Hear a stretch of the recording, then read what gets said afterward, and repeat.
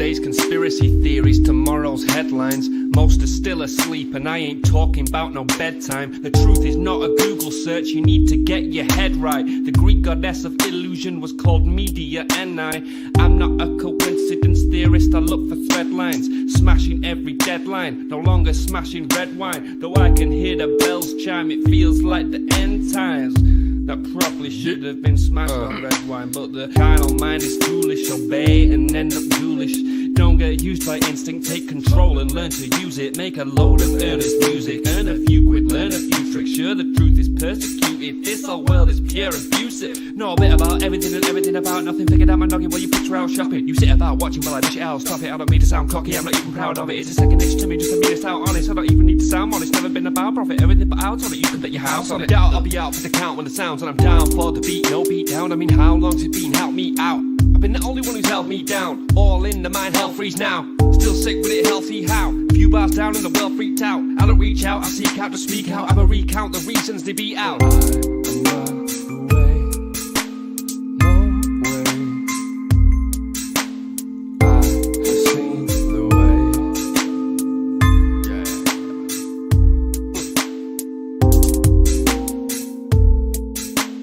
Seek, speak, repeat, there's no relief. Yo, welcome back. Welcome. I hope you guys are having a great day. I hope you guys are having a great night. I hope you guys are having a great life, man. Welcome back to the 509 Divine Podcast. It's been a rough few months for me. I've been in 2 car accidents. So I just want to say, first and foremost, that I do this podcast out of my own pocket. And if you guys could, donate, please. It helps me in all my livelihood, my car, my food, my dogs. If you guys could, over at Cash App, 509 Divine Pines, PayPal, 509 Divine Pines, and buy me a coffee at 509 Divine Pines. Thank you guys for staying tuned. This episode is about to be a doozy. If you guys love space talk, you know, I got my Rick and Morty UFO spaceship on. Man, yeah. There's a lot going on with this because I tried ignoring it for a long time. I was like, whatever. It's just another, story. But no, this is gaining more attention, and if I'm putting pieces together, I think that there's more to it than what we are seeing. As Transformers, the TV show says, there's more than meets the eye. Right, some of that, right? Typically, that's how life is. But guys, if you guys could, go check out my sponsors, go check out my affiliates, and check out all the companies that I'm working with and promote that are going to help you in your journey and your life. Right here, C60 was kind enough to send me a youth renewal cream. So if you guys have noticed, my skin and my face look a whole lot healthier over the last year, even though I'm a hippie, right? I'm a stoner. My skin is good.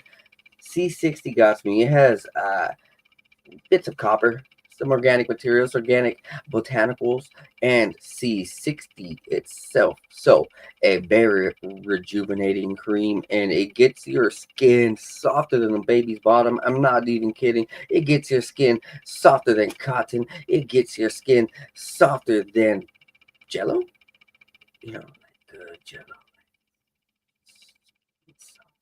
Gelatin. That's how her skin is a little bit, right? No, literally, my skin feels great. And if you guys want, go over to shopc60.com and go check out this amazing product. There's more. There's oil for your dogs. You can give this oil to your kids. You can give this oil to your granny.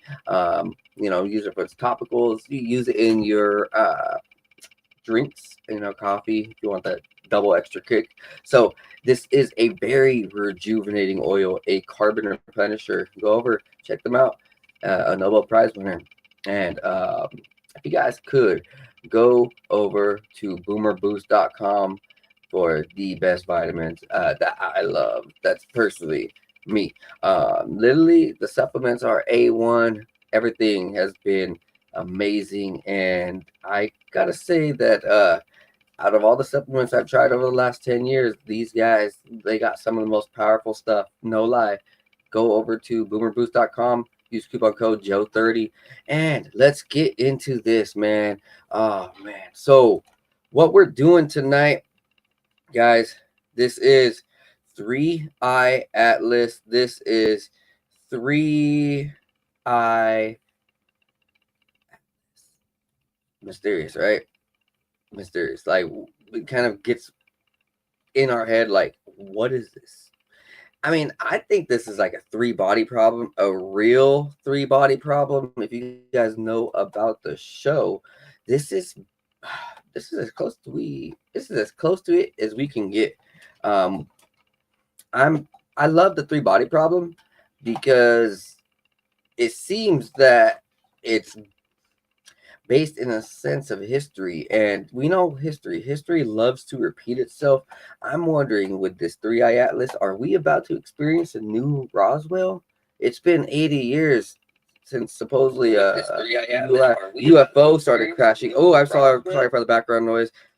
It's been about 80 years since a UFO crashed at New Mexico Roswell. And well, we had a boom in technology, right? We had a boom in technology.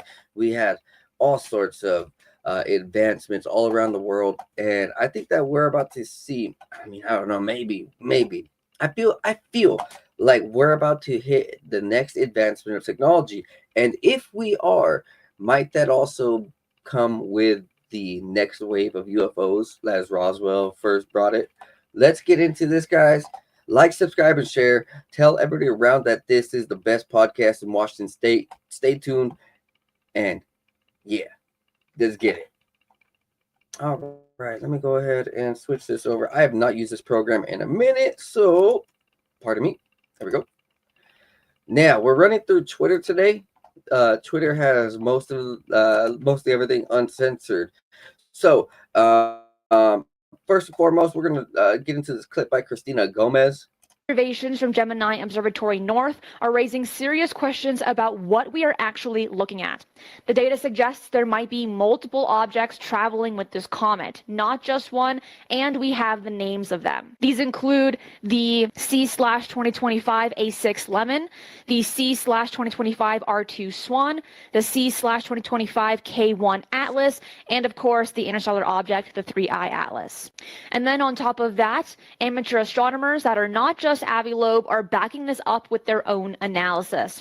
Let us break down what we know, what we're seeing, and why this matters. As always, I'm here to report the information without bias, and you can decide what to believe. You can find the sources in my detailed articles at ufonews.co, along with in the description box below. Hey ufologers, I'm Christina Gomez, and welcome to this episode of UFO News Updates. The Gemini Observatory North captured images of 3iAtlas that appear to show several objects around the comet. According to the latest images analyzed by Skywatcher Tobo Zeal on X, the objects around 3iAtlas are clearly visible in the images, and Turbo Zeal's analysis shows distinct objects of light in proximity to the main body, supporting what other observers have been reporting. When amateur astronomer Stefan Burns posted his time-lapse animation online earlier this month, other astronomers immediately began their own analysis. A German user called Night Monkey claimed to see multiple objects, not just one comet. Multiple fast-moving points of light appear in the images. Another analysis by the name of Alexander Flum pointed out something specific. At the 3-second mark of Burns' animation, a brief green flash appears. This is not a camera artifact. This is a diffuse glow, located but distinct. And here's where this gets really strange. Spectroscopic analysis from the Very Large Telescope in Chile showed that 3iAtlas is carbon chain depleted. It contains virtually no dicarbon. Dicarbon is the molecule that typically causes comets to glow green when energized by solar ultraviolet radiation. Without dicarbon, 3iAtlas should not be glowing green. Yet, ground-based photographs from early September clearly show a green hue developing around the object. Now, this ties into something Avi Loeb mentioned recently. Based on his calculations of the 3iAtlas's trajectory and behavior, Loeb suggested that the object might be hollow or made out of very light material that we don't know about here on Earth. Think about what that means. If 3iAtlas is indeed hollow, or composed of material far less dense than typical comets, traveling at over 100,000 miles per hour through space should have torn it apart by now. Comets are fragile objects. They break apart from thermal stress, gravitational forces, or rotational stress. A hollow or extremely light object would be even more vulnerable. Yet, 3iAtlas is still intact. It survived a direct hit from a coronal mass ejection in early October, and it has been experiencing significant outgassing as it approaches the sun. All these events should stress the structure of the object, but instead, the object remains intact, and now people are seeing multiple smaller objects around it. This raises a critical question. Are these broken pieces that have recently separated from the main body, or are they probes or companion objects that are traveling together from another star system? If these are fragments, we would expect to see a debris trail. We would expect the main body to show signs of deterioration. If they're not fragments, then what are they? If 3iAtlas is hollow, that could explain the water release pattern. A study published in the astrophysical journal Letters reveals that the comet is releasing water vapor at an extraordinary rate, roughly 88 pounds per second. The observation comes from NASA's Neil Gehrels Swift Space Telescope when the comet was approximately 3 astronomical units from the sun. That is 3 times the distance between the Earth and the sun. Now, most comets do not begin releasing significant water until much later. By this time, spacecraft positioned near Mars should capture detailed images that Earth-based telescopes cannot provide while the comet is behind the sun from our perspective.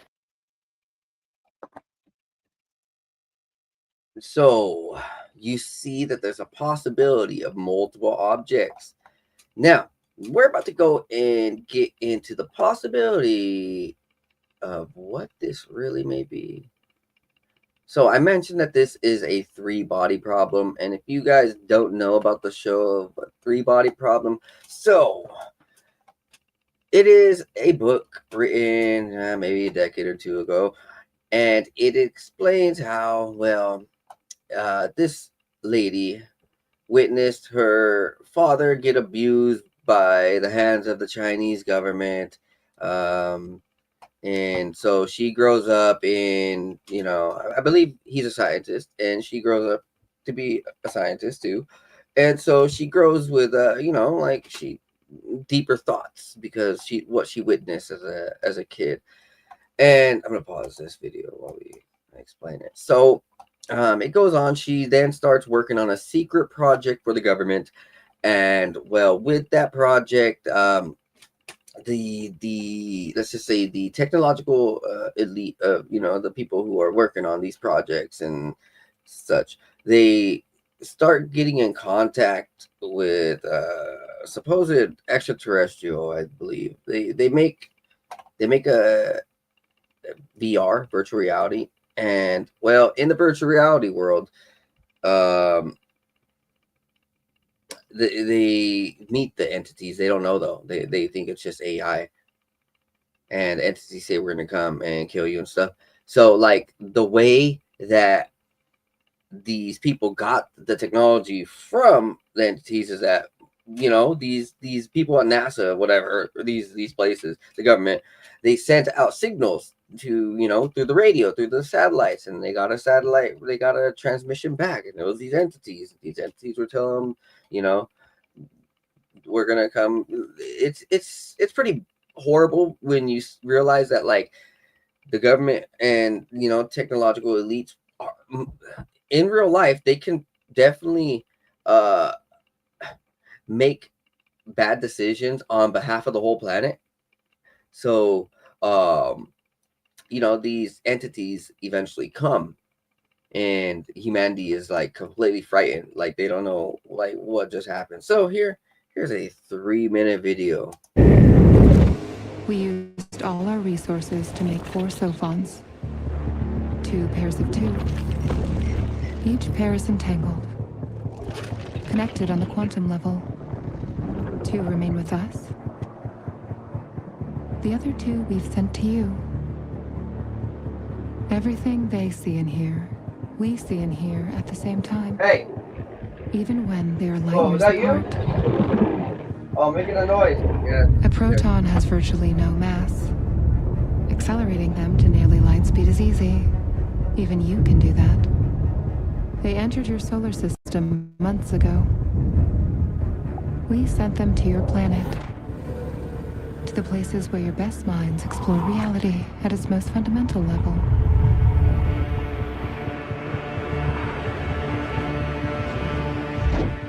And we will destroy the science that could defeat us. I don't quite understand. Are you trying to tell us that they're real? We call them the Santi. The first person to make contact with them was from China. And Side note, the Santi is based on something real. So at some of these laboratories around the world, I've been covering this and I've been studying this for a while. At some of these laboratories, they have bases in rooms or technologies dedicated to the entity that they are supposedly talking to. And supposedly some of these places hold the entity. And it's really weird because Santi is one of them that I have actually seen. And, you know, these shows are trying to tell us a little bit more than just random BS. Santi Ren means Three-body three-body people in Chinese. And these Santi, they're on their way here. Coming from an unstable three-body star system. 4 light years away, getting closer every moment. They created this technology to share their story with us. And they look like that? Like us? We took a few liberties. For your benefit. So you're trying to tell us that this game was designed by aliens? Are you keen on video games, Clarence? I used to play when I was a kid. Romance of the Three Kingdoms, Jet Set Willy on ZX Spectrum, Strip Poker on Commodore 60. How would you say this game stacks up? Well, listening to Chung and Rooney go on about it sounds like a load of bloody homework. Measurements, equations, charts, observations. All about the way the suns move around a fictional planet. Sons, plural. Yeah. Oh, there's also a little kid they've got to try and save. Or Chong's trying to save and failing over and over. That's the only bit that sounds like a proper game to me. What's engineering got to say about this? No, look, getting it to work, but they did identify some very interesting components. It's got a retinal scanner, an oxygen meter, and a brainwave sensor. It's collecting a heap of biometric data. So while you're playing the game, someone at the other end is playing you. Your Holiness, I have made dozens of measurements of the sun's apparent size and luminosity. These do not correlate. Second, I have noticed the sun's position relative to this planet receding on a short time scale. Third, I have observed more than one celestial body too bright to be a planet moving relative to the fixed background of the stars.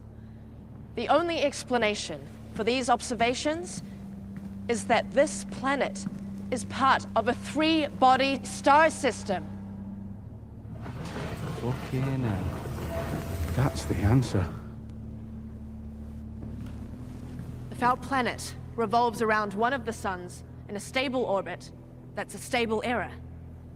However, if one of the other suns snatches our planet away, we wander through the gravitational fields of all 3 suns. That's a chaotic era.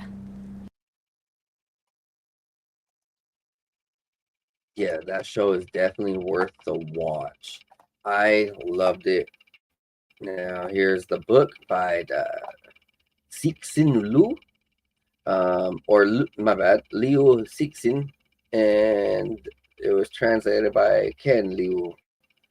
And so there's a pyramid here, there's a Benji field. Very interesting.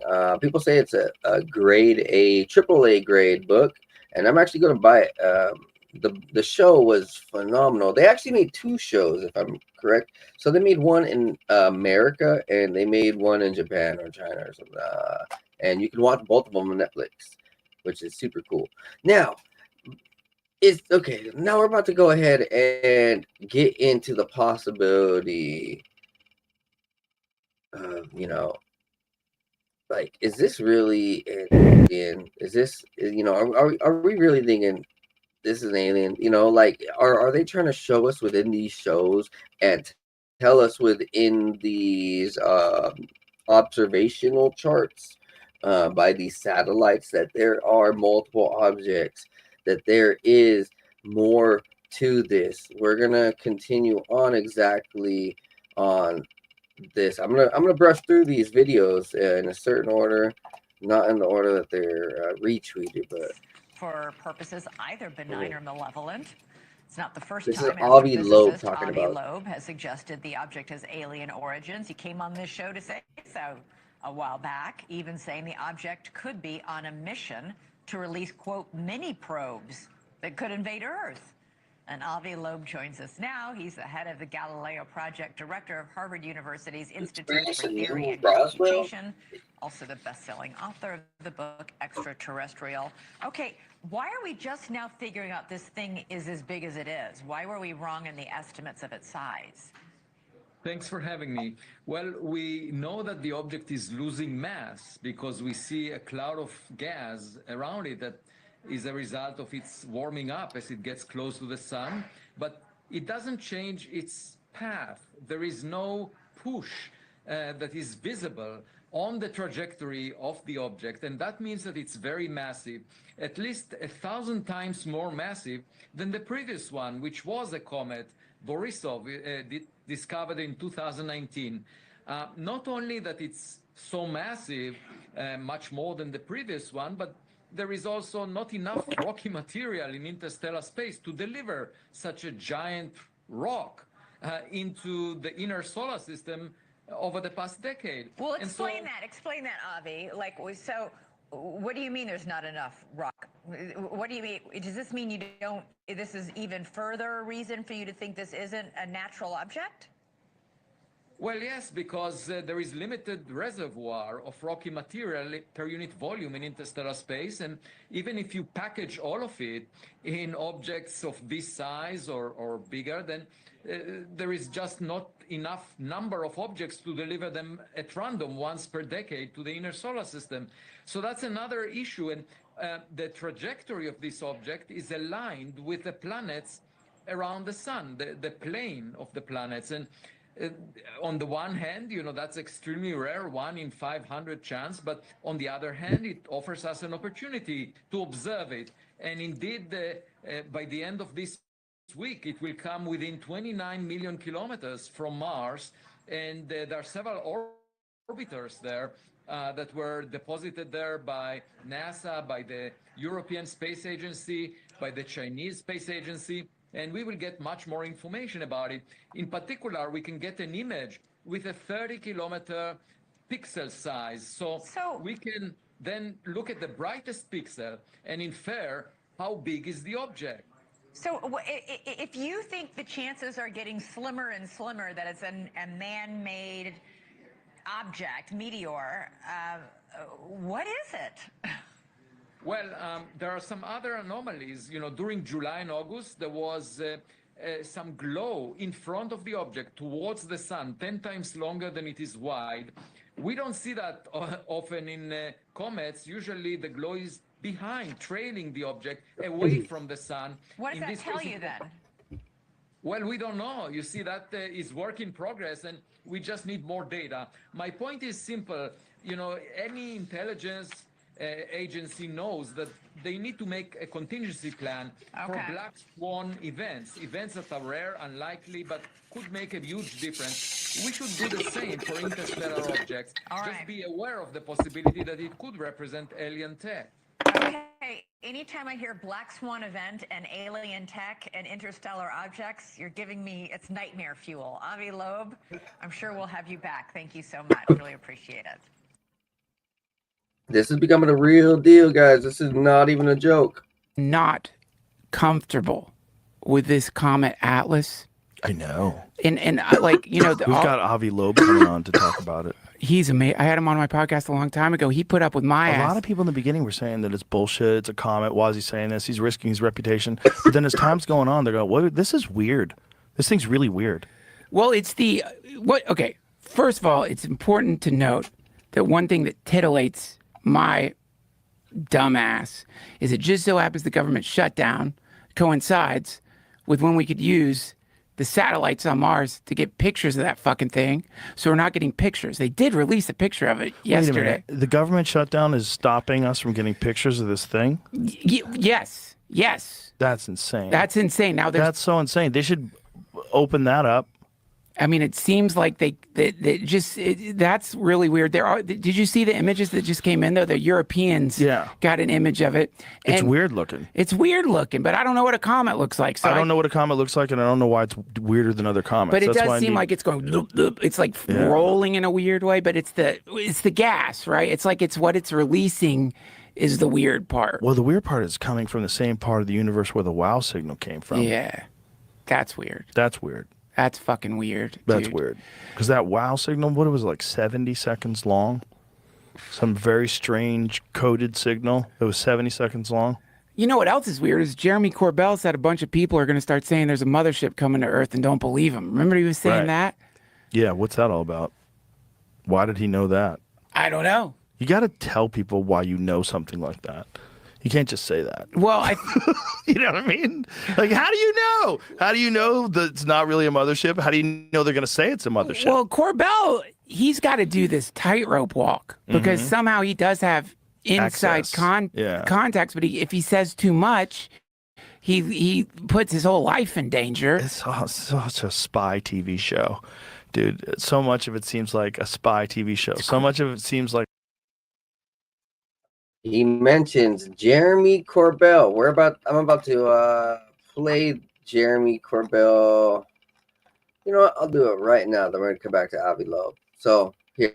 This is what Jeremy Corbell has to say. Remember, he just said that Jeremy Corbell wants to say a lot, but he can't because of the government and him being part of the Army or Air Force or some shit, or I forgot what part of the military. And he saw stuff. Him and other people have came out. So one of the things is that him and the people around are saying is that it's very strange how the certain military bases and operations were being used. They sent out to go on a little joint operation, and then supposedly somehow they had all the right technology. They were all in the right place as flying craft came. So it's going to speculate that the military has some very powerful craft, and they're setting up other military members to see these things. And then when they admit that they see these things, they're like, oh, no, you're crazy. But in the back, they're like, it worked. So it's good. And then they don't want the people to talk. So here's Jeremy Corbell. But the lie is coming. All indications, like all of them, is that lie is going to be that there is a craft slowly making its way to us here on Earth. And that is the lie they're going to want you to believe. It's nuanced,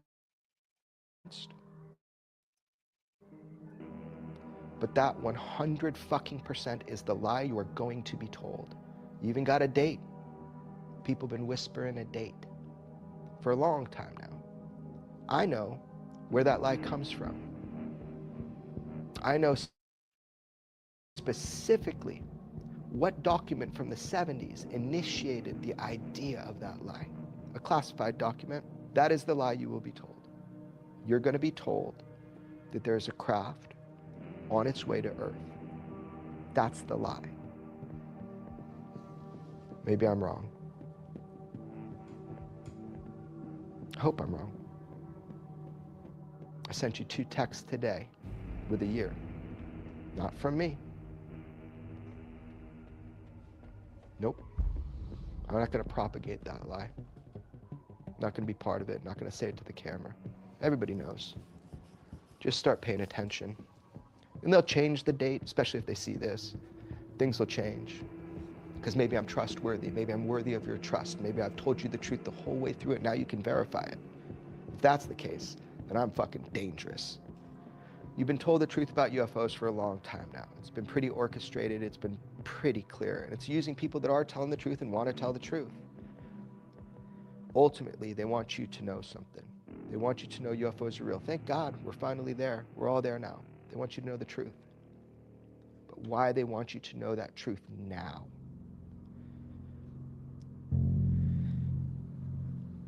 I hope I'm wrong, but it's terrifying. Think about it. Maybe it's good to get ahead of it. Call it out now before they do it. I'll be called crazy. That's okay.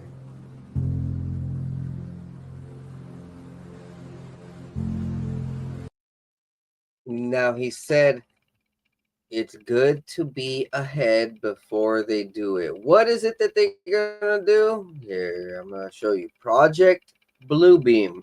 This is where it gets tricky. An alien attack. Project Bluebeam.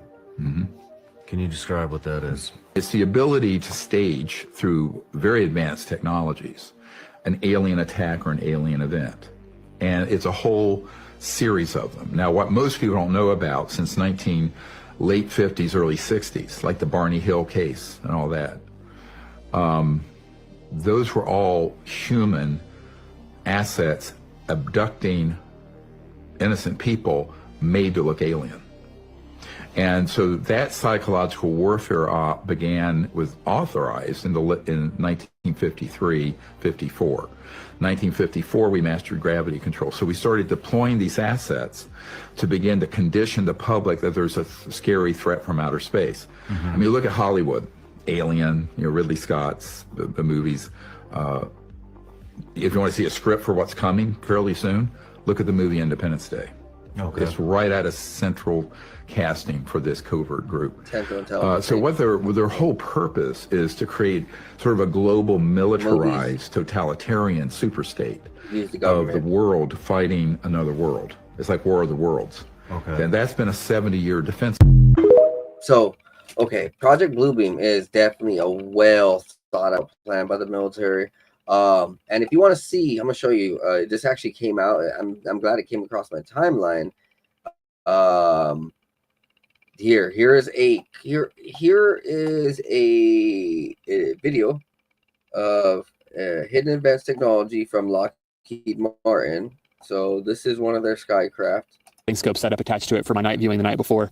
So I quickly grabbed. At some point, after I'd gone into my tent for the night, in the early hours of the morning, they'd replaced the model that had been on the pole the night before with something different.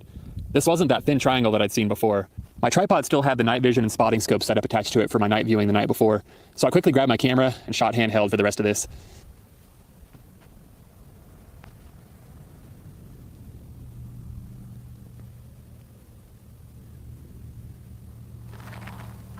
Wow, it's hard to tell what that thing is at this distance, especially through all the heat haze, but it looks pretty crazy. They got it rotating on that pylon pretty fast, too.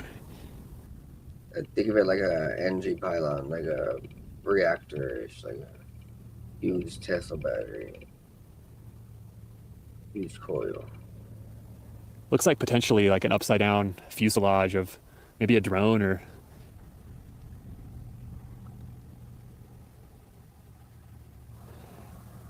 Well, the pole just kind of tilted back, so I'm thinking that means it's about to retract down below. Boy, I caught this thing just in time because I haven't been watching it here for very long. Yep, there it goes. They're starting to pull it back under, down into the prep chamber.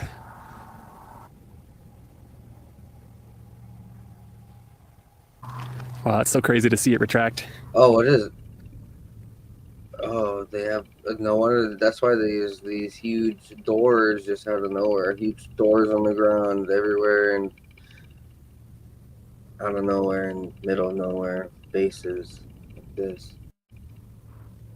Sure enough, after not too much time, the truck emerged from the underground entrance with the airframe or test article loaded on the back of it. There was an entourage of other vehicles following it as well.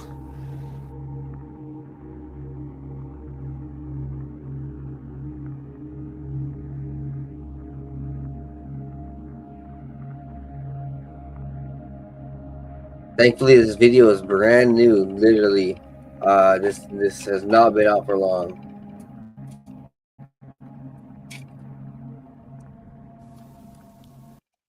very fascinating stuff. So we're gonna go ahead and keep going with this. I'm gonna show you. Let's see. You know, a little bit more on what Abilov has to say. Very massive, so that this evaporation is not pushing it much. And we get a mass of 33 billion tons. That's the minimum mass. The object needs to be more massive than that, 33 billion tons, so that it will not be pushed back by the level of evaporation that was measured for it. And that means if you translate that for solid density, you end up with a size that must be larger than 5 kilometers. Now, this is just a lower limit. It could be much larger Bigger than than that. It could be larger than Manhattan Island.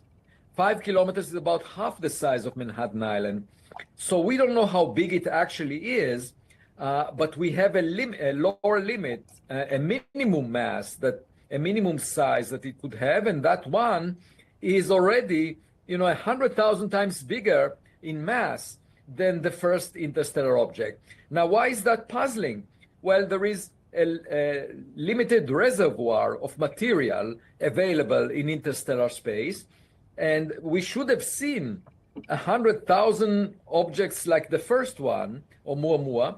That was the first interstellar object. It was given the name Oumuamua because it was discovered by a telescope in Hawaii, and that means a scout in the Hawaiian language. So there should have been 100,000 of those small ones of the order of the size of a football field, about a tenth of a kilometer in size, for every big one that is the size, the minimum size that we infer for the new interstellar object, 3iAtlas. So he's saying that if there were smaller objects, they would make up. You can definitely see them come out of the bigger object, I guess, in a sense. And in one sense, if there were 10 objects, it would there would probably be like a tenth of the size of one of these objects. That was of Oumuamua, which was the last object, which was, I don't even know what it was. It was a few years ago, I believe.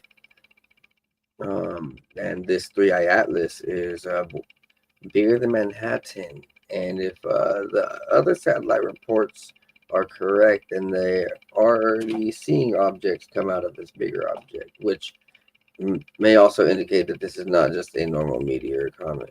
Now, I guess this might just be one of the biggest things of this year, right? We're going to see old school William Cooper talk about this Project Bluebeam, the plan to stage a fake alien invasion. Now, William Cooper is definitely known to just be a truth warrior, straight up. Like, if you want to know what's going down, you listen to some old school William Cooper, and this guy is from like the 90s and doesn't pull no punches. Way ahead of his time. Let's go ahead and get into this, man. This one is going to be a 20-minute video. Then I'm going to play another 20-minute video. I'm just checking out some things. Yeah, they're all short. All these videos were short so far. These are the longest videos that are about to play. So stay tuned and let's get into these. And you guys can now watch these. Get a quick drink while you're doing it. And this is very interesting to think about because now is the time, right? They have the technology, they have everything they want. They have society in fear and panic. After all this COVID stuff, people are scared. Whatever the news comes out with, they freaking swallow it like candy, like ecstasy, like drugs, like it's their favorite snack and favorite sweet, right, man? People swallow up the news like no other now, and it's so strange. It's left, after COVID, it was like left to right, left to right, left to right, and okay, whatever. For me, I stayed away from like being on either side. So, man, I'm not in that fear mode. Yeah, a lot of people are though. I hope you guys aren't. Do not be in fear mode. Only fear God. Let's go watch this.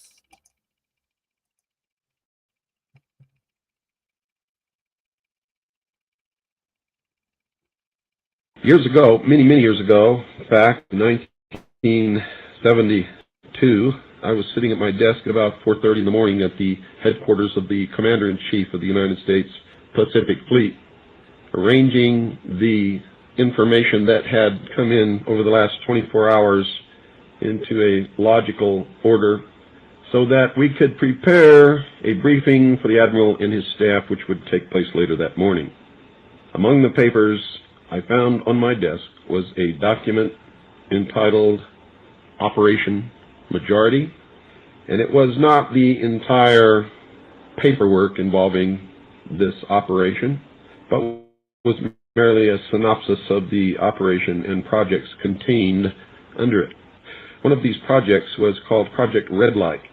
The purpose, according to this document, was to back-engineer captured extraterrestrial technology for adaptation into the United States space program. Now, I've since come to believe that the extraterrestrial portion of all of this is nonsense, but that the technology is real. I believe that many of us were shown these documents over the years so that later we would talk about it. I mean, how can you keep the existence of extraterrestrials, if they were real, a secret? And how could anyone keep quiet knowing that they had seen documentation, official government documents labeled top secret, that expressed that these extraterrestrials were real and had visited this Earth? I wanted to know just how true all of this was, and I began a program of research to find out if extraterrestrials were real. The first thing I did was collect every bit of documentation that I could find, both from the Freedom of Information Act, from the research of others, from books that had been printed on the subject of UFOs, and of course through my network of friends in the intelligence community. What I discovered was amazing.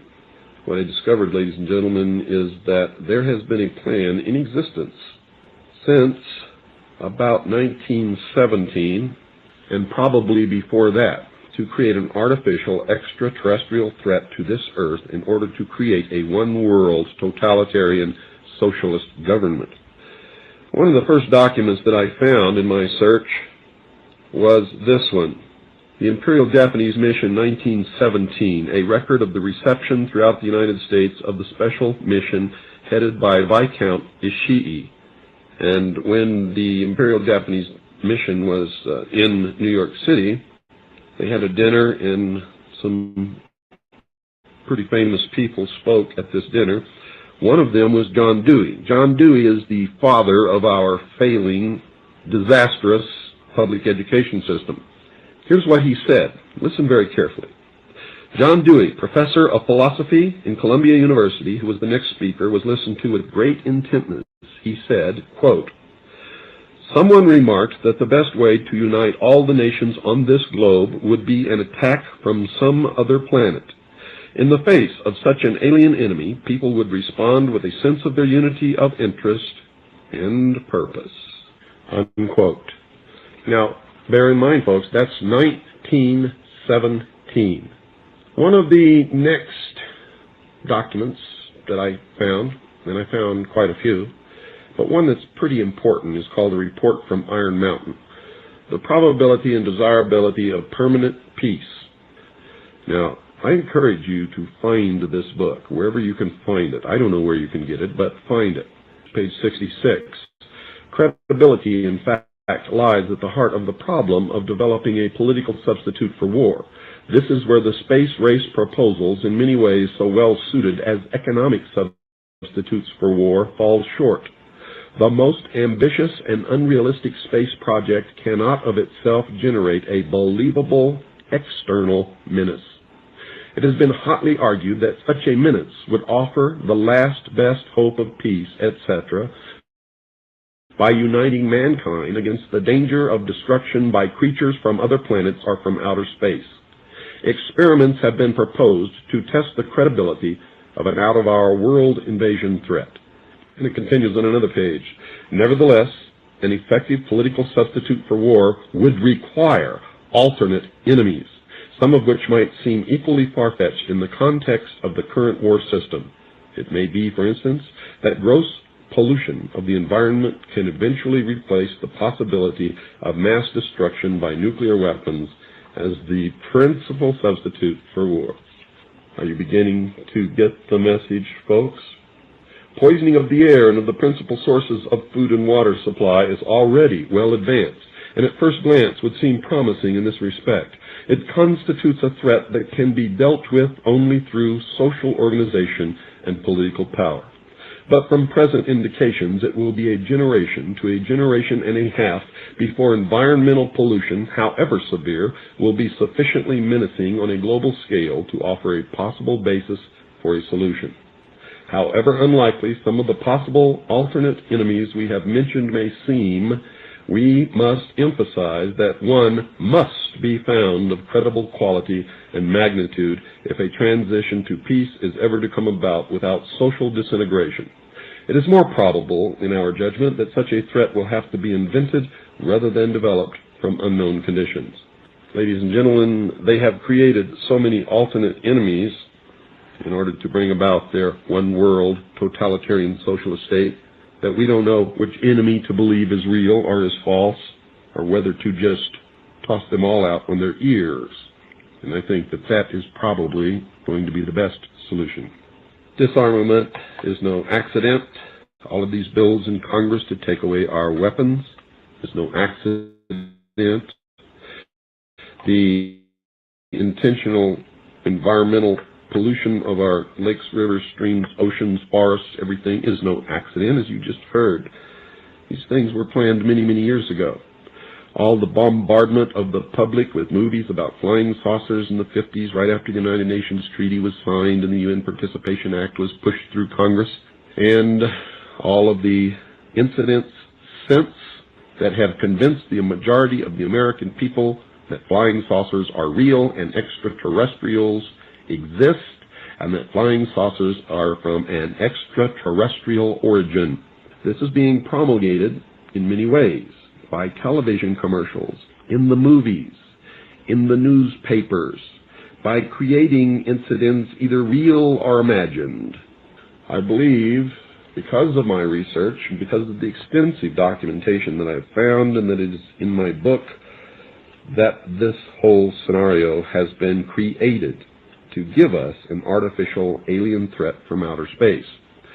During the Reagan administration, he made 6 speeches, specifically talked about a threat from outer space by some other species from some other planet. 6, ladies and gentlemen. Why would the president repeat the same? The speechwriters did not put that in the speech. Ronald Reagan added it himself. Perhaps we need some outside universal threat. I occasionally think how quickly our differences worldwide would vanish if we were facing an alien threat from outside this world. This was a powerful suggestion to implant into the minds of the people of the world that there really is a threat from some other species, from some other planet to this Earth. Now, you people out there have been ignoring the UFO phenomenon for too long. It has all the earmarks of the most successful, most sophisticated mind control operation in the history of the world, and you are ignoring it. What better way to implement a plan to bring about a one-world government than to create the possibility in the minds of the people of the world that we are being threatened from some other species, from some other planet, and do it in a way that if anybody questions it or challenged it or wants to talk about it publicly, that they are ridiculed. And the ultimate goal is to make the Earth look very small, to present the people of the world with an external threat to this Earth, a superior race from some other planet, vastly superior to us in intellect, philosophy, and technology, in order to cause the dissolution of nation-states, the dissolution of all existing religions, and the formation of the world totalitarian socialist government.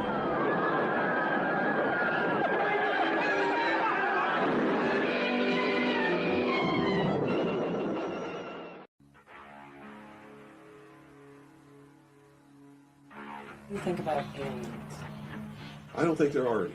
At one time, I thought that there were, simply based upon documents that I'd seen while I was attached to the intelligence briefing team, the commander-in-chief of the Pacific Fleet. At that time, and even for many years afterwards, I did not believe that the government would use me in that way. I had devoted my whole life to government service. I had been in the Air Force, I was in the Navy, I was a river patrol boat captain in Vietnam. I had proved myself. I had combat ribbons with the V for Valor.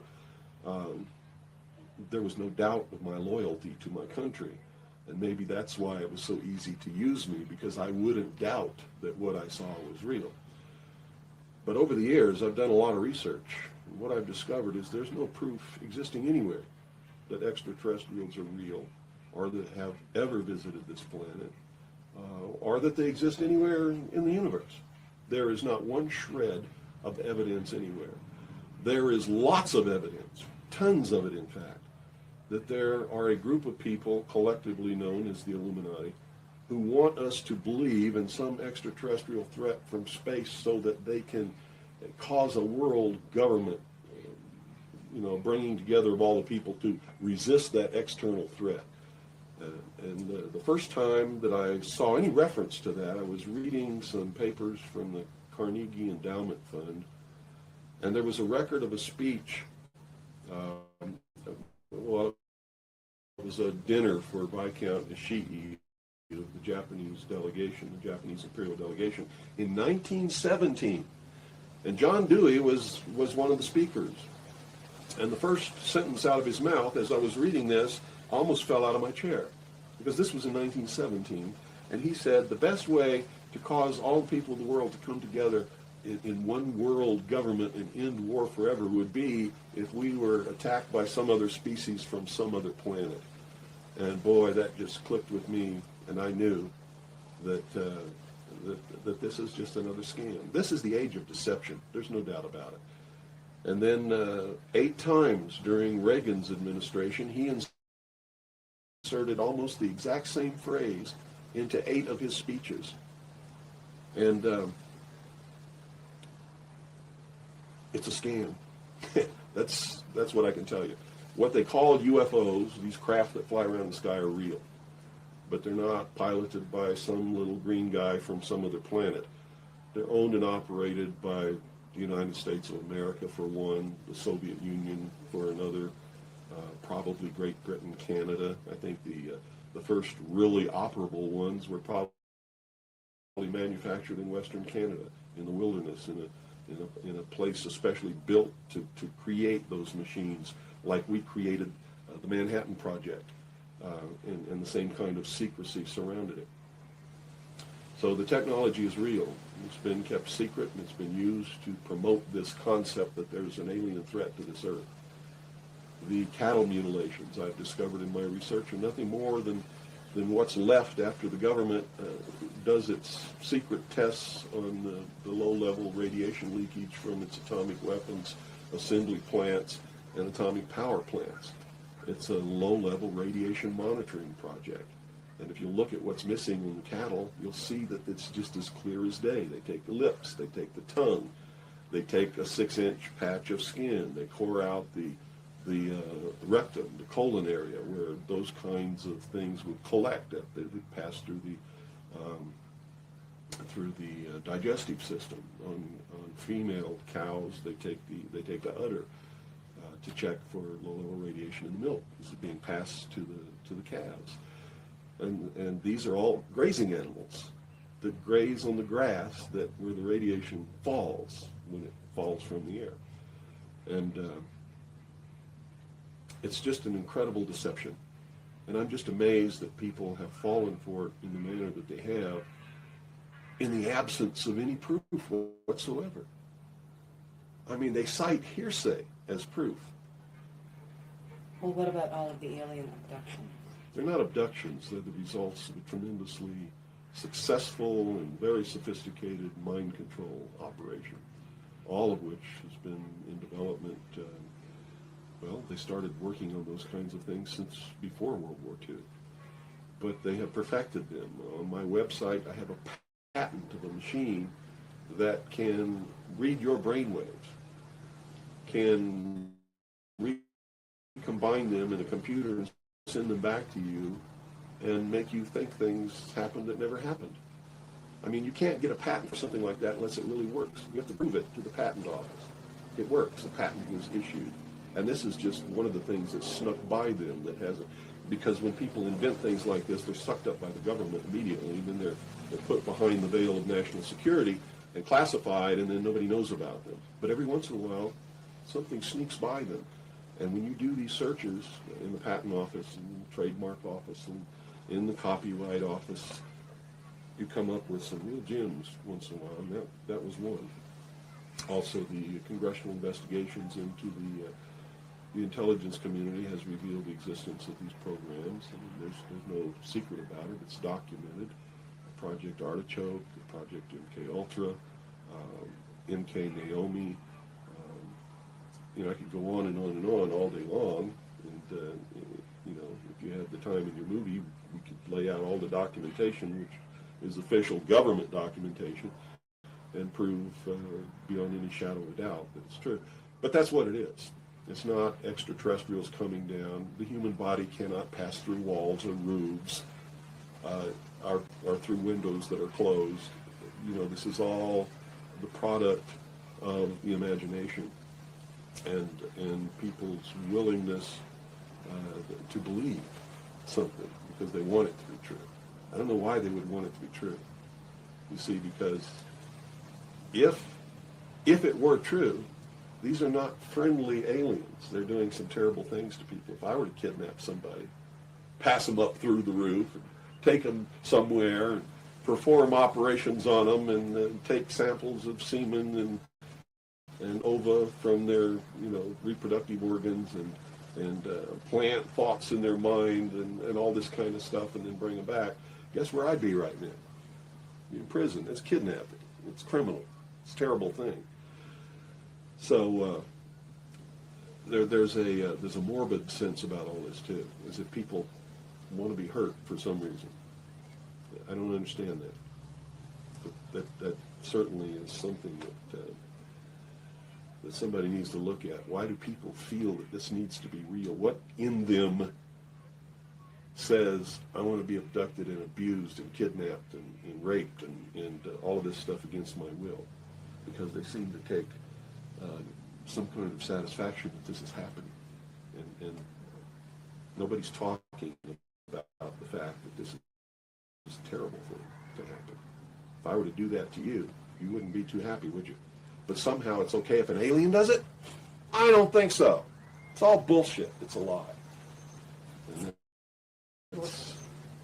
So where do you feel the hope for America lies? Oh, this is William Cooper, a man who received mainstream attention in 1994 when Rush Limbaugh read an alleged White House memo on the air calling him the most dangerous radio host in America. Maybe that's because his conspiracy classic is the underground bestseller, or perhaps it's because of the increasing popularity of his shortwave radio broadcast, which is also available on the internet. Good evening. You're listening to the Hour of the Time. I'm still William Cooper. This was not an easy interview to net. He was the first person I asked, and after 8,000 miles and 6.5 weeks on the road, just about the last to agree. I guess he wanted to make sure I was serious. Nevertheless, I had to come alone, and I was required to follow clear rules of conduct. Well, at this point, I've done so much research on this. I have to tell you, there's only one way this is going. There's going to be a civil war in this country. And I hope the outcome of the war will be the reinstatement of constitutional Republican government. But whenever you have a war like that, you're going to have competing factions to be the winner. And whoever really has the power in the end is going to institute whatever kind of government they feel should be there. There are people in this country who believe that a religious theology or theocracy should prevail. Well, if that happened, we'd have burnings at the stake again, and inquisitions, and heretics, and all of these kinds of things. So that can't be allowed to happen. Can't be. Doesn't matter what my religion is. It can't be allowed to happen. There are people who want a socialist government, much like the one in Sweden. There are people who want to create in the United States what the Soviet Union had hoped to be. There are real Nazis, all of them socialists. Hitler was a socialist. So I see the future as being tremendously dangerous for all of us. Me and many others like me are going to perform a valiant attempt to reinstate, restore legitimate, lawful, constitutional Republican government.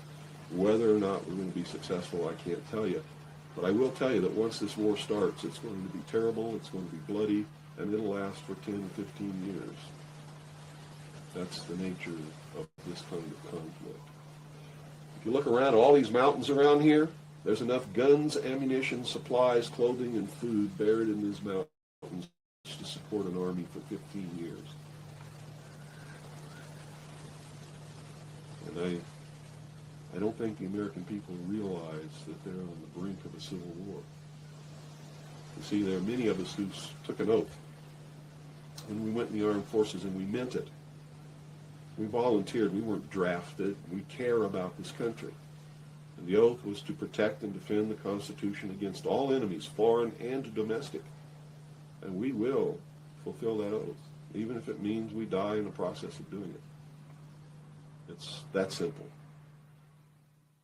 So what do you see happening in the next 4 to 6 months? Well, I don't have a crystal ball. All I know is that the year 2000 is crucial to the plans of those who want world government, because they whipped up sort of a millennium fever, and they coupled that with Y2K and a whole bunch of other things.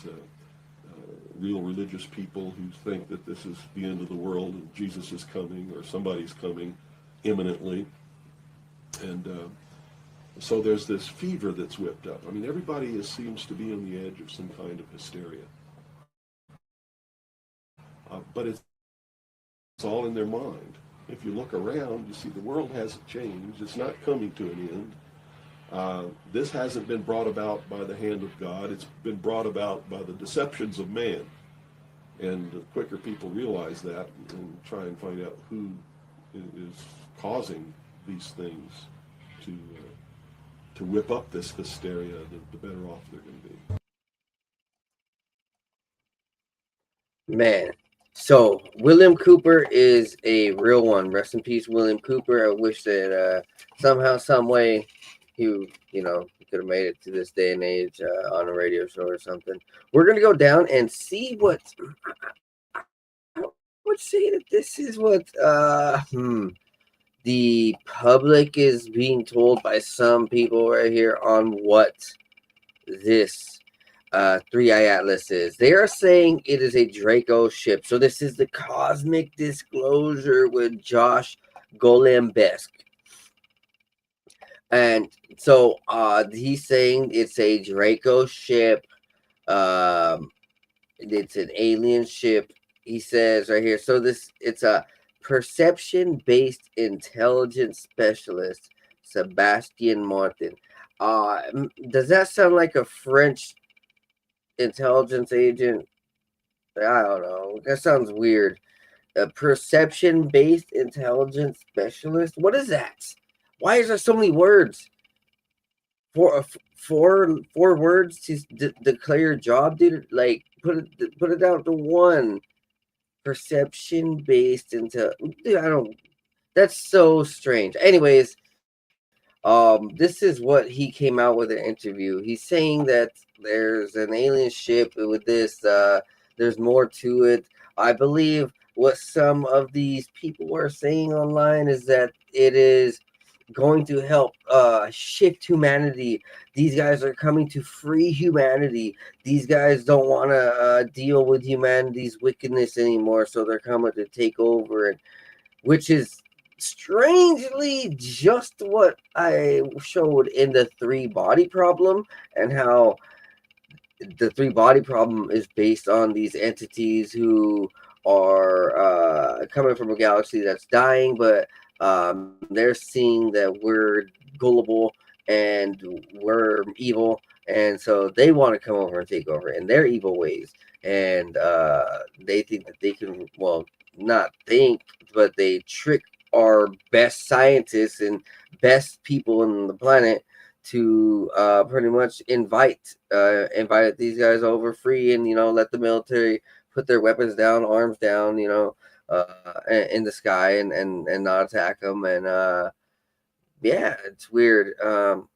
So there's some correlation how these guys are saying that coming to free humanity, and in a sense that Three Body Problem movie show, it's getting all the attention and hype somehow, some way. And it's just been created in the last 20 some years, where these operations have really been going on. Because I wonder if it all really started with the Arizona Lights in the 1990s. That thing was huge, and the whole city remembers it. If you ask anybody from Arizona who's lived there for 20 years, 30 years, and you say, hey, what's up with the Phoenix Lights? The Phoenix Lights, Arizona, Phoenix, Arizona, whatever. Yeah, they know about it. All the city people know about it. It almost like hypnotized the city, and it's stuck in their mind like permafrost, like forever. It was one of the big. I think that's actually the biggest UFO event ever. It was recorded by the whole city, multiple people, multiple cameras, multiple flight carriers. Everything, everybody in the city. We're gonna go on. Let's check this out by Sebastian Martin. Remember, he's a perception-based intelligence 3iAtlas. 3iAtlas. A lot of people are talking about that right now. Hot button topic. Right.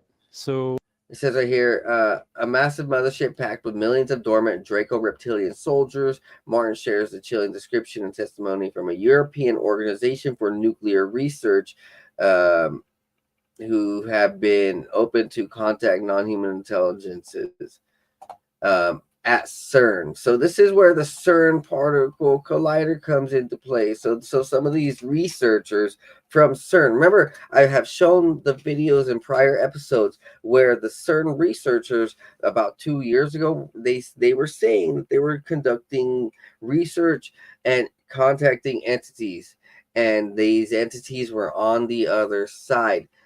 And I have broken down a bit how Stranger Things, the show, references the possibility of using these entities also. If there's multiple, they can use these entities to like attack people and target target broken elite kids, the probably the kid, like, well, not probably, but the Hollywood kids. Like, so what do you see with these Hollywood kids? They're broken, and it seems like they're like they believe they're some type of alien and superhuman and super divine being, right? And so I don't know, something like that, right? Or more importantly, they're allowing these entities to go into politicians or just maybe make deals with these guys, or they're just allowing these guys to send ships. Right here, who knows? The timeline of 2027 approaches where this ship should be coming in. Who knows if it's going to come at 2027 or before?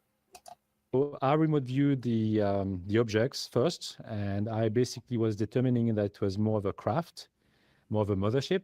Okay. I'm not the only one who came up with this idea. Like, I already basically expressed it to other people I know, and a lot of other remote viewers have also been saying that, yeah, I can confirm whatever you've been seeing. And then more recently, I was in touch with a person, like a scientist. So I spoke to an astrophysicist who worked at CERN, and she opened up to what she experienced there. And I was quite amazed by the content.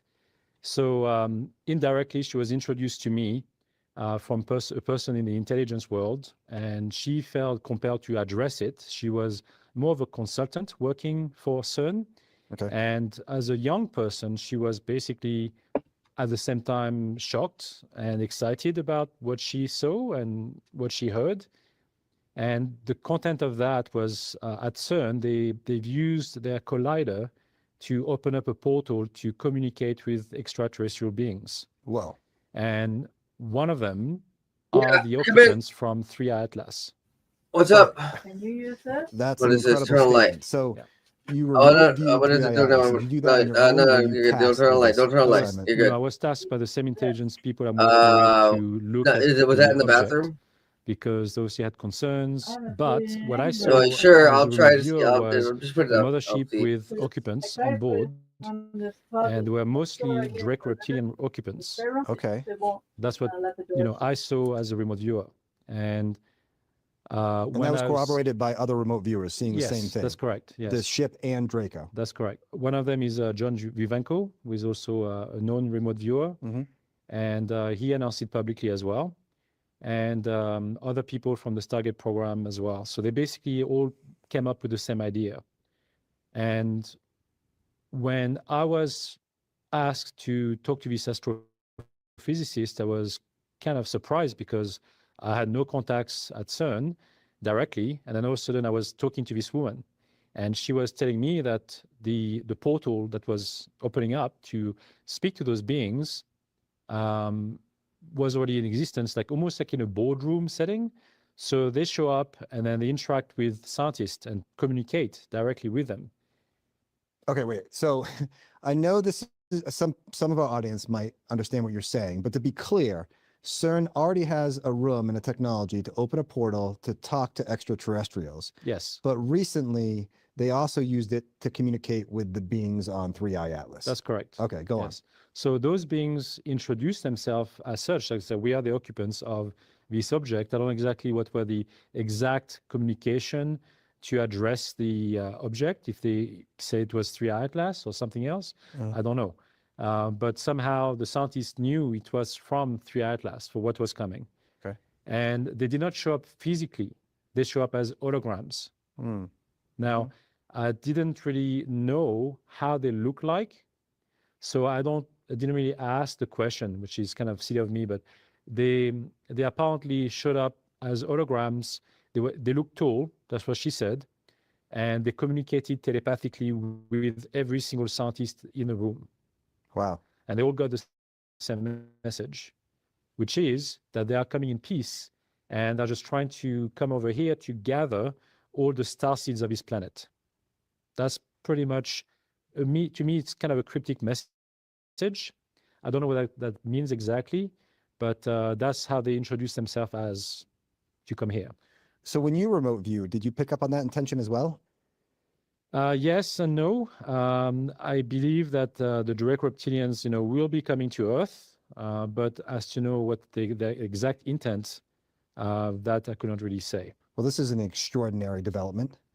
It is, yeah. So you know that 3iAtlas is always like shaping up. So right now it's actually on its way to the sun. And it's going towards Mars, and the directions of it is actually getting closer to Mars. So it's changing directions. That's unusual. We know that it changed colors, right? So it went from red hue colors to green colors, which is the presence of nickel, without the presence of iron, which is not seen in any comets or in the space in general. And it had a light on the front of it, which was not as a coma. The light was coming from the front, and it was shining over 100 kilometers ahead. But the energy field emanating from that comet is too strong and too powerful to be just a regular natural comet, basically. You're calling it a comet, but yeah, it's not. I don't think it is. Okay. Yeah. Okay. Fascinating. So, what do you think they mean by gathering up the star seeds? Yeah, that's kind of a twofold situation for me. Like, they could be, if they are truly coming over to help humanity and they're not direct reptilians, and they could be Anunnaki or they could be another race, then their intentions may be to help, the star seeds to evolve to the next level. Okay, so right? it could be positive. It could be very positive. If it's the other way around and the direct reptilians decide to eliminate or take off or get rid of the star seeds of this planet because they could be a potential threat to their existence in the future and now, then I believe this threat could be easily averted. And that's what I picked up as well from the Galactic Alliance, that they will be coming over and come to Earth and save humanity, basically, for saving their own. Okay. And when you say coming to Earth, is the mothership going to actually approach Earth, or no, probes and smaller vessels will come out and... Yeah, what I picked up was like 3iAtlas would never show up to Earth. And then probably like a few thousand ships would just come out of it and then come to Earth. And that would be part of like the open disclosure that, you know, you will see them everywhere around the planet at that point. Yeah, it's kind of hard to keep a lid on disclosure in that scenario. Right. So is the SSP preparing for this? Is NASA preparing for this moment? They prepared for this for a while. So they were already aware of their arrival. They were already aware that the spaceship was coming in and that they were intervening and trying to get towards them on the back of the sun before the approach, you know, happened. Like they already knew. So I think they are talking about interception, or maybe potentially like talks. So I think there are some communications going on. Okay. As to know how successful they will be, that I'm not sure. But I know from like firsthand that that's what they are planning on doing, if it hasn't already happened. Okay, so Sebastian, there's also something else being reported right now. There seems to be these other 7 to 9 comets potentially coming close to 3iAtlas. What do you know about that? Yeah, so all of these potential comets, they are all interstellar objects as well, and they are coming from outer space, and they are all converging towards 3iAtlas and the sun. Okay. So to have that, you know, situation is very remote. Just to have like 3iAtlas to come through the solar systems and to predict it to be grazing Mars and the sun and then Earth and have to Jupiter, it's like one chance in 500.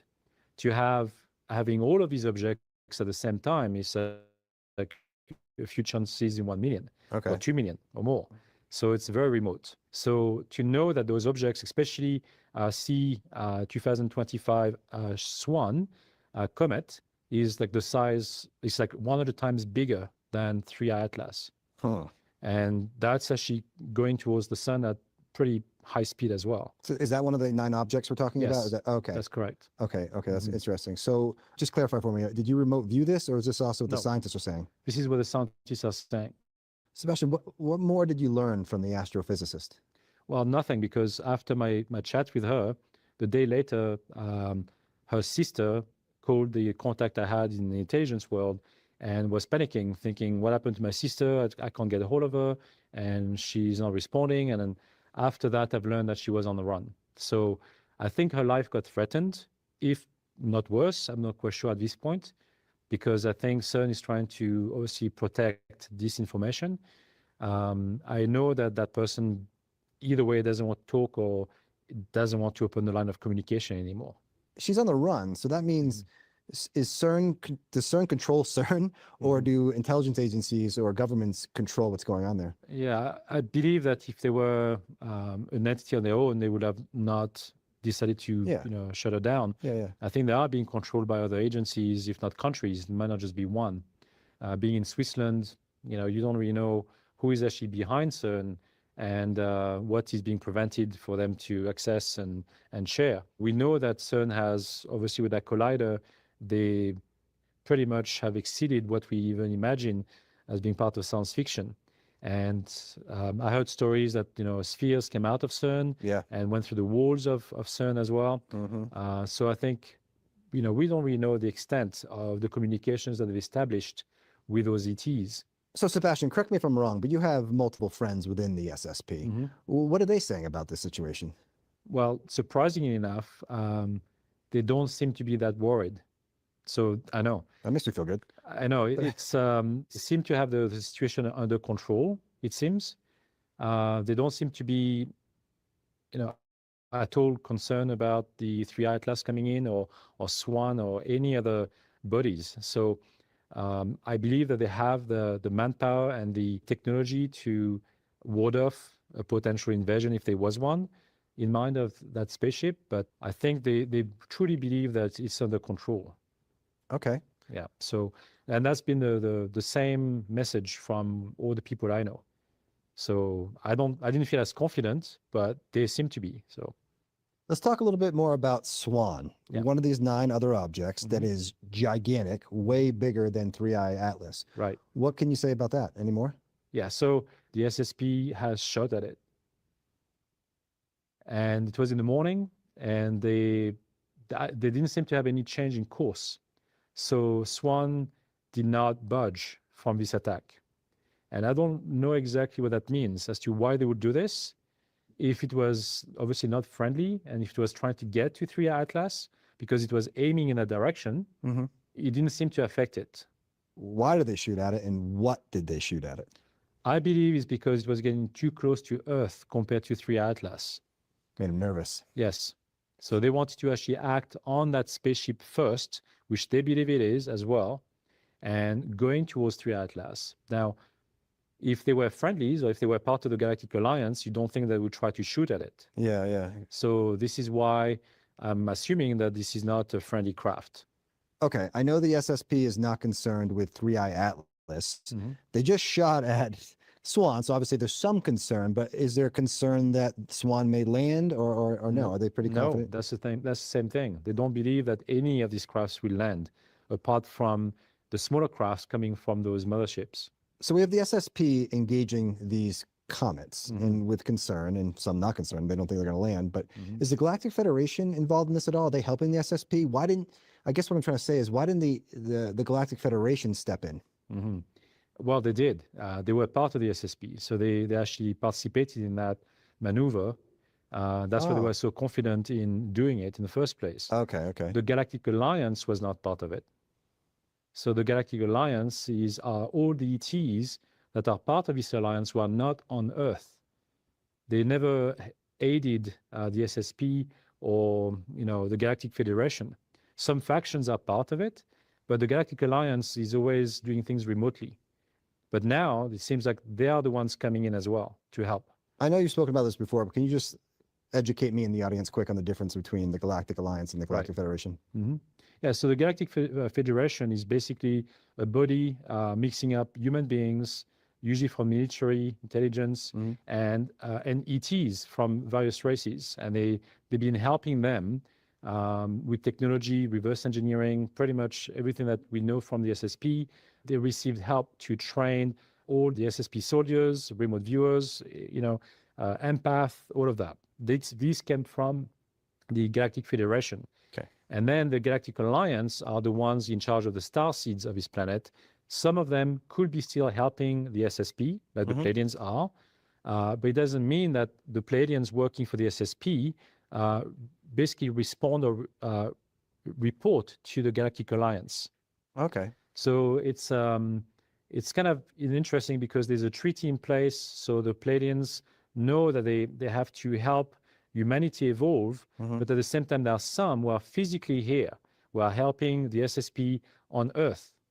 And normally that should be against protocol, right? So, but when you have so many races involved, the treaties got changed or modified to create the Galactic Federation. Okay. That still involves multiple races on Earth, but without truly interfering with humanity and society as we know it. Okay, thank you for that clarification. Yeah. Let's go back to 3iAtlas itself. It's a gigantic comet, the size roughly of New York City or bigger. What are we talking about here? Like, how many people or how many Draco can a craft that size house? So I remote viewed the craft and I got direct information from that. Okay. And my take on that, I did just remote view the amount of people on board. I also remote viewed the technology was inside, the whole decks, the pods, the whole thing on the inside. So I can see they are using antimatter and fusion technology. And they also have pods housing less than 5 million direct reptilian soldiers inside. And so they're all dormant. They're not using space. They're not eating. They're not doing anything. They're just basically just waiting to be awakened. And they're all in pods. You use the word soldier. Yes. That is a little unnerving. Yeah, I mean, the Draco race is known to be fighting wars in other galaxies, and obviously they destroyed the Pleiadians' home planet. So that's in their genes. That's what they do. And at the same time, it's for their own safety, that they are trying to protect themselves. They don't know what's coming. They don't know who they're going to be facing. So that's why they keep those soldiers in that situation. They're not active. So when they travel through space, they just keep them in that state. Oh, so it doesn't mean they're necessarily coming here with soldiers to attack. That's correct. That doesn't mean that they're coming in to wake them up all and, to invade Earth. That's not the plan. I'm just saying that they are there on, just in case, because it is a mothership. All right, Sebastian, big question. While you were remote viewing 3iAtlas, this comet, did you pick up on any type of agenda for why it's approaching Earth? Yeah, but I don't think I want to talk about that. It's just, I believe that, yes, there's an agenda from the Dracos, but at the same time, for whatever I've seen moving forward, either way, humanity will prevail. And with the help of the Galactic Alliance, I feel pretty confident that whatever is at play won't be successful. Okay, fair enough. Now, how does this all lead up to 2027, where channelers like Bashar have talked about the year that everything changes? Is 3iAtlas the beginning of this journey to this massive change in 2027? What did you remote view, or what have you learned from your contacts? Yes, well, I remote viewed both, situations separately. Okay. So when I saw 3iAtlas, I basically saw what was yet to come, and all of its potential negative aspects or positive aspect. And then you have the 2027 remote viewing sessions, which to me seemed a bit more positive, and again with these tiered probabilities of AI and open contact. So my first impression was to do with AI, and I believe that AI on its own was not created by humans. It came from the cosmos as intelligence, and it allowed itself to come through the machines that the humans created for us to interact with it. Okay, so Sebastian, when you're viewing the future, did you see anything else besides AI potentially disrupting us? Yes, and that's the second part I saw in my remote viewing session, is that humanity really moves up to the next level for sure in 2027, which again will be embracing telepathy and obviously telekinesis. And the shifts that we talked about, like from going from 3D to 4D and 5D, will happen for sure in 2027. If you had to summarize the most likely trajectory for humanity in 2027, what would it be? I truly believe that human contact with ETs will happen in 2027 and maybe earlier. In fact, Bashar talked about this, saying it could happen anywhere between 2025 and 2027. So I fully embrace this potential reality. That's the most likely outcome in my eyes, based on what I already know and obviously more details. I think I feel very positive about it, but at the same time, I can't ignore the potential realities of AI and other, potential harm to territories, like, the volcanoes, eruptions, and all of that. But again, we can live with that. We've been living with it for, thousands of years.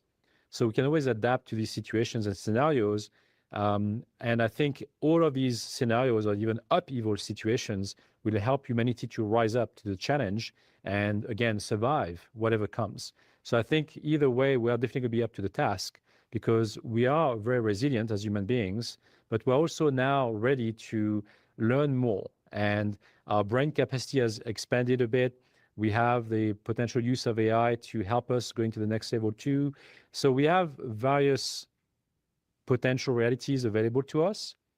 And I think to be up to certain people to decide what feels best for them. Personally, I don't believe that the use of AI for me would be beneficial.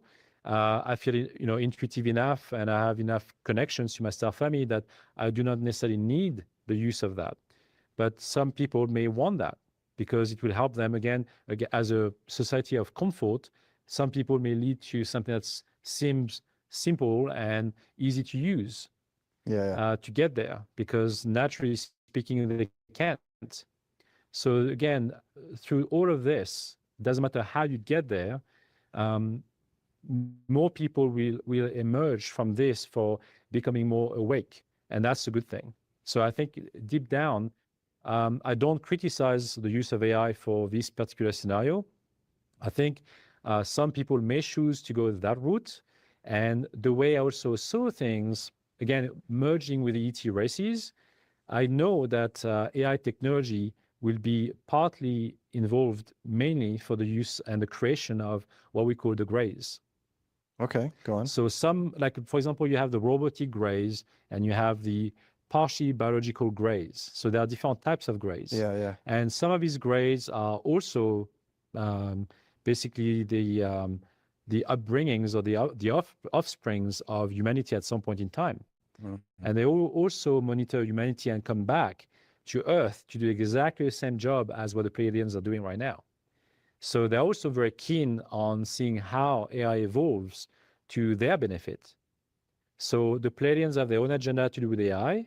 The Greys have a completely different agenda to do with AI. But it doesn't mean it's nefarious. I'm just saying they have a much better understanding of the AI integration with humankind compared to what will become Pleiadians. Sebastian, once again, thank you for your knowledge. Thank you for your clarity. We really appreciate you being here on Cosmic Disclosure. Thanks for having me.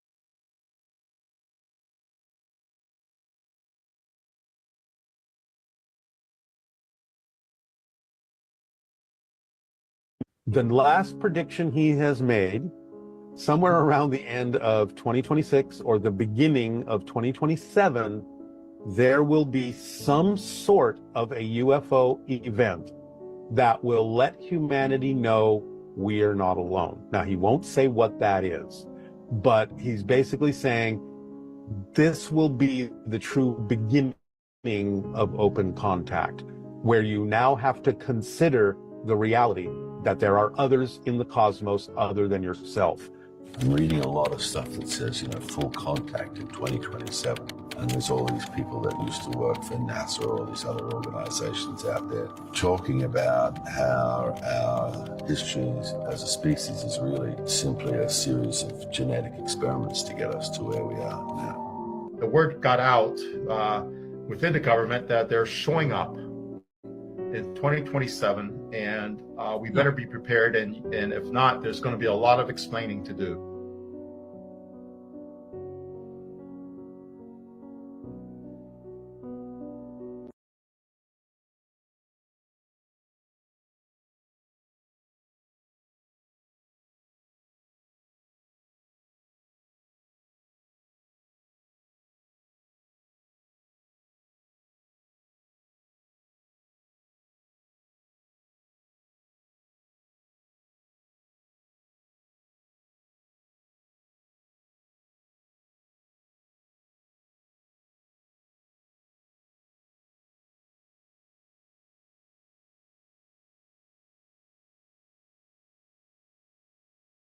Special military operations securing the east of Ukraine and Crimea.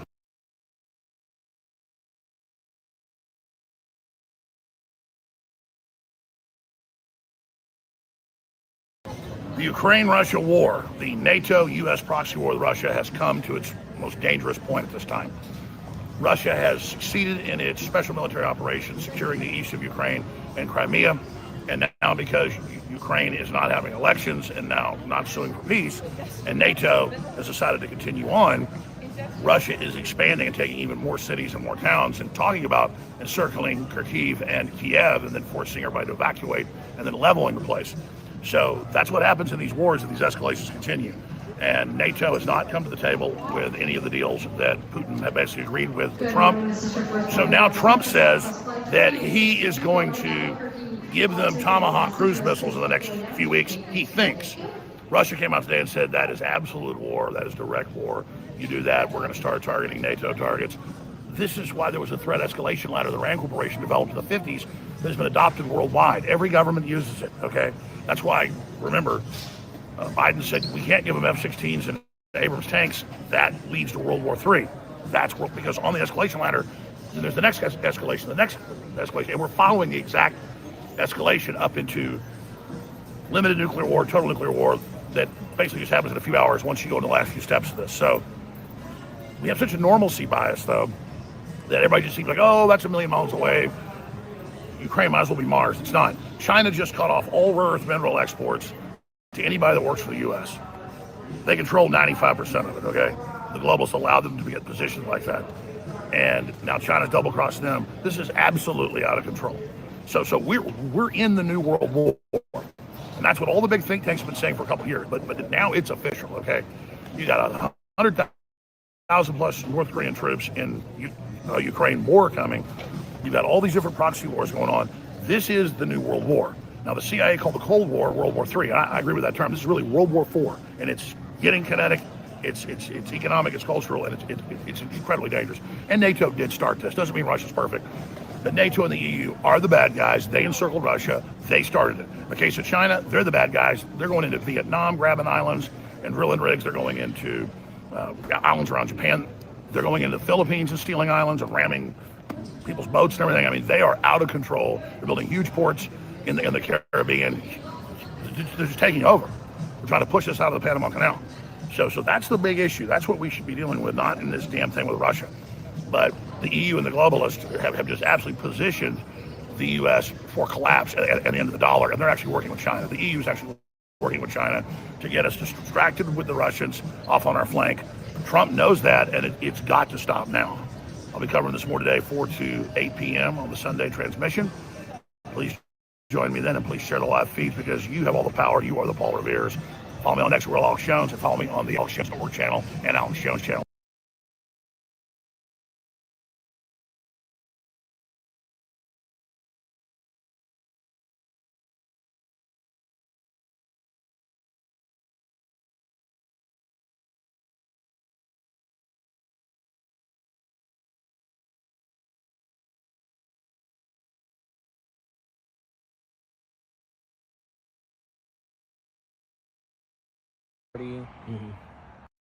So, do you want me to? Okay.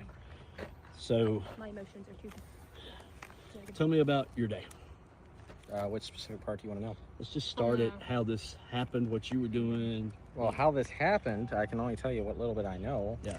So, I left at 7:37. Clocked out 7:37, would have made it by the gate 7:40. So I live out towards North 13. As soon as I got on South 13 to head towards Waverly, saw 2 police cars come in this direction, and my mind process was like, oh, probably a wreck happened. So I kept driving, got home, I had a little bit of talk with my father, and then I got friends calling me, and they said, are you okay? Are you alive? And I'm like, what are you talking about? And they're like, I heard your building blew up. I was like, what are you talking about? The building blew up. At your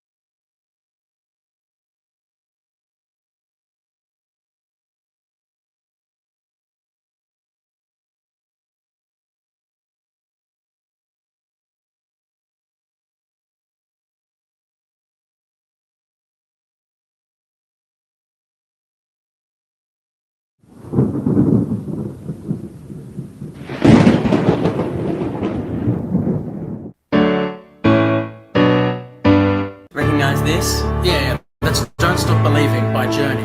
And the cast of Glee. Yeah, there's a few more songs with the same chords. Check it out. My life is brilliant, my love is pure. I saw an angel, of that I'm sure.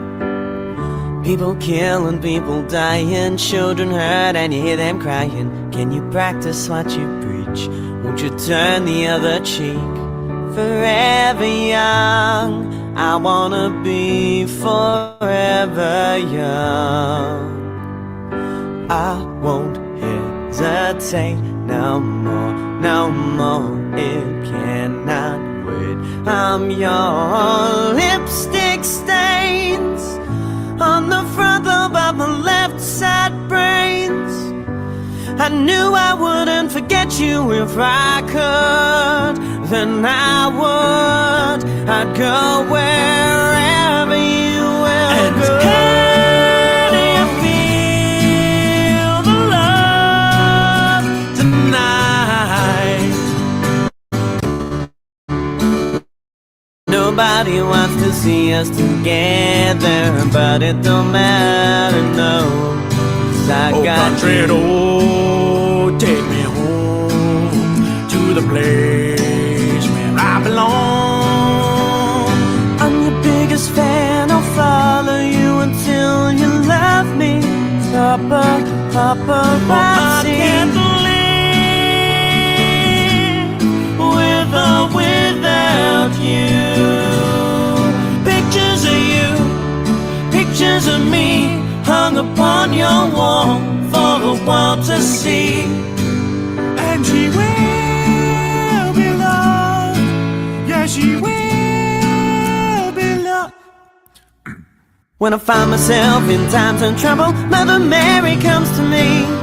No woman, no cry. Yeah, Mama, this surely is a dream. I come from a land down under, red, white, and blue. Funny things you do, America, America, this is you.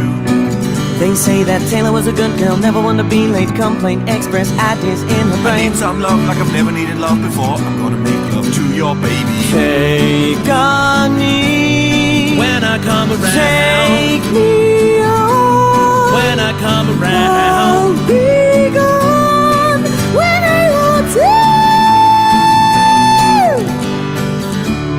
Save tonight. Gonna take a lot to drag me away from you. There's nothing that 100 men or more could ever do. Here I am once again. I'm torn into pieces. Can't deny it, can't pretend. Just thought you were the one in my head. I see you all over me in my head.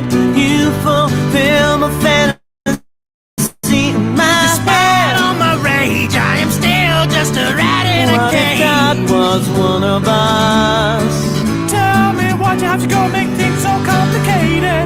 I see the way you're acting like somebody. I know she's playing with me. Well, that's okay, 'cause I got no self-esteem. With 1,000 eyes and a good disguise, and I'm right between the eyes, and I'm right between the eyes. You're so beautiful, so damn beautiful. Too late to apologize. Too late. Just gonna stand there and watch me burn. That's alright, because I like the way it hurts. It's my life, it's now or never. I ain't gonna live forever. Can't read my, no, he can't read my poker face. Come on, Bobby, let's go party. How long will I slide and separate my double rainbow all the way across the sky? Yeah, so intense. Enjoy yourself. Take only what you need from it. A family of trees wanted to say goodbye. Should old acquaintance be forgot and never ever brought to mind. I'm more than a boat, I'm more than a plane, I'm a bird plane. I'm a bird plane, a motherfucking bird plane. Doesn't that sound familiar? Doesn't that hit too close to home? Doesn't that make you shiver, the way that things have gone? And doesn't that seem peculiar? Cause everyone wants a little more. It's something I do remember, to never go this far. That's all it takes to be a star.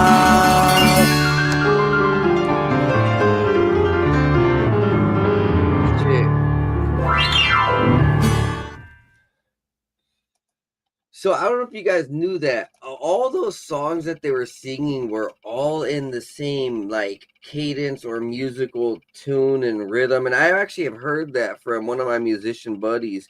He's like, I'm learning something right now about like how there's different cadences in the music industry, and some elevate you to stardom if you get to the right, if you do I don't know, it's really interesting. Like in a way where like these pop guys, or these any artist, any musician, where they have like a certain song on an album that's like really in tune and rhythm in a certain way that just catches the world, catches the nation, right? And that's what they were singing. They were singing all those different songs. Those guys are hilarious. I'm not gonna lie, those guys are like stoned out of their mind or so. Thanks for watching the new version. Yeah, maybe not. He's just maybe drunk, probably. Let's see this right here. Oh, I did have an episode about Trump and Charlie Kirk, and how it seemed like a real big stage. Sheesh, that was wild. Hey, man, it's been a great episode tonight, guys. Make sure to go and check out the earlier part of the episode if you want to see what I said about 3iAtlas, it being possibly a comet, a UFO, or a government distraction and psyop. There's a lot of clips to share along. So if you guys want to create clips, I'll create clips too. I'm gonna go ahead and repost this on Spotify and repost this wherever it will be allowed. Thank you guys for being here. This is about a 2-hour broadcast, I believe. Let me go ahead and check out the exact time. Yeah, about an hour, 45 minutes. So there was a lot of content to dissect. And there's a lot of content to absorb, right? Think about it, but don't get too emotional and attached to everything that we experience in life. Just be prepared for the battle ahead with the information that we get, and use everything to our advantage. Wisdom is the way, and strength saves the day. If you guys could, this is primarily my career that I am, much focused on, this podcast. And if you guys could and would donate $1, even donate $2, donate $3, I would be much appreciated. I would appreciate it. I would just love you. I will shout you out every time that you guys donate podcast in the description or info of the donation to Divine Pines, 509 Divine Pines at PayPal, Cash App, or Buy Me a Coffee. I will give you a shout out. That's word to God on the next episode. But you got to put in the notes podcast donation. All right. Thank you. Thank you so much. If you guys enjoy this episode, donate. And if you guys want, go check out all my sponsors and affiliates down below. Peace out. We are just about, what time is it over here on the West Coast? It's 10:54, so it is late for everybody else out there. If you guys are I don't know, in the East, and this is like 2 a.m. fuck, dude, oh my God, thank you. Appreciate it, man. You guys are the real ones. If anybody else is out there in the world, when they listen to this, it'll be tomorrow. So see y'all next time. Be blessed. Be high. Oh, over there, camera. I haven't done this in a minute. Peace.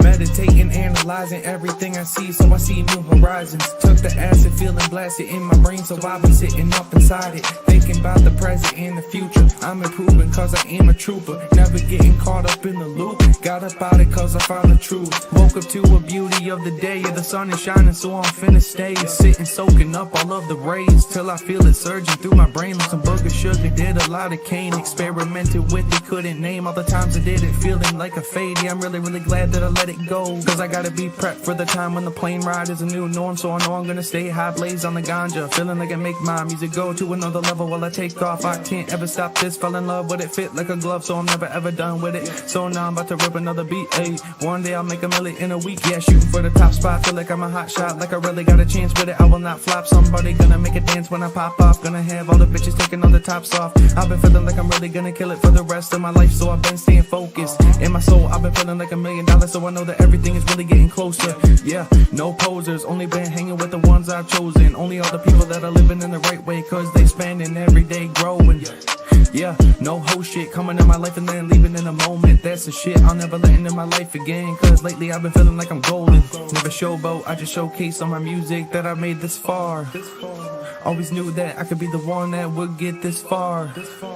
Now I'm right here looking in my mirror, trying to figure out if there's any more fear, cause I'm getting rid of it all, yeah.